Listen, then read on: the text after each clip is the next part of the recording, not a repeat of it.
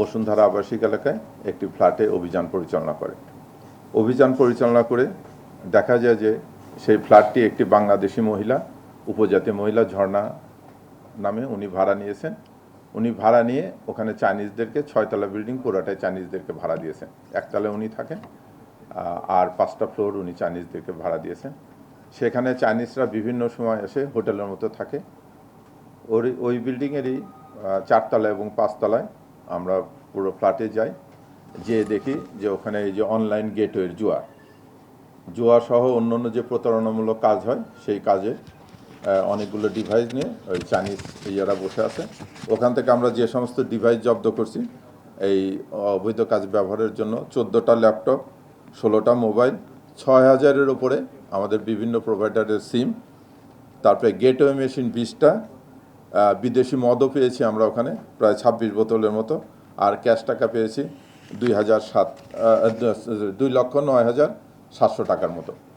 এখানে ওরা যে কাজটা করে আপনারা দেখবেন যে মোবাইলে আমাদের এখানে বিভিন্ন মেসেজ আসে যে আপনি নতুন অফার পেতে হলে এখানে ক্লিক করুন, আরও কিছু অফার পেতে হলে এখানে ক্লিক করুন, চাকরির জন্য এখানে ক্লিক করুন, বা আপনি যে ইনকামের জন্য, অতিরিক্ত ইনকামের জন্য এখানে ক্লিক করুন। আপনি যখন ওখানে ক্লিক করবেন তখন ক্লিক করার সঙ্গে সঙ্গে এই যে এরকম কিছু ছবি আসে, তখন আমরা এটাতে প্রলুব্ধ হয়ে যাই। এই ছবিগুলোর জন্য এখানে যখন ক্লিক করবেন এদের সিমে চলে আসবে, তখন আপনার কাছে অফার আসে।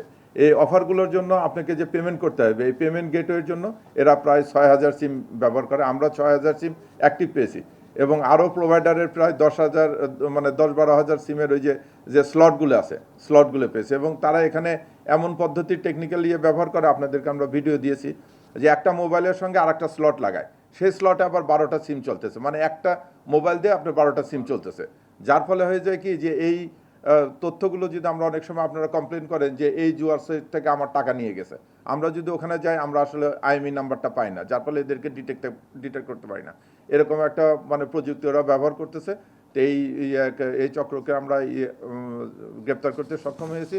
এবং আমি এটা বলবো যে তাদের লেনদেনের যে ইয়েটা আমরা দেখলাম, আগামী 1 মাসে কিছু না হলে এটা বন্ধ হওয়ার জন্য হয়তো বাংলাদেশ থেকে 200 থেকে 250 কোটি টাকা পার হওয়া থেকে বেঁচে গেলাম। আমরা ওখানে যে প্রায় ঘন্টাখানিক অবজার্ভ করে দেখলাম যে পরিমাণ টাকা ট্রান্সফার হচ্ছে, তাতে হয়তো 1 মাসে এই একটা মাত্র গেটওয়ে দিয়ে ওরা 200 থেকে 250 কোটি টাকা বাংলাদেশ থেকে এই জুয়া সহ অবৈধ ইনকাম করে এখান থেকে পার করে নিয়ে যাচ্ছে। তো সেই চক্রকে আমরা গ্রেপ্তার করেছি, আমরা তাদের বিরুদ্ধে নিয়মিত মামলা দায়ের করেছি।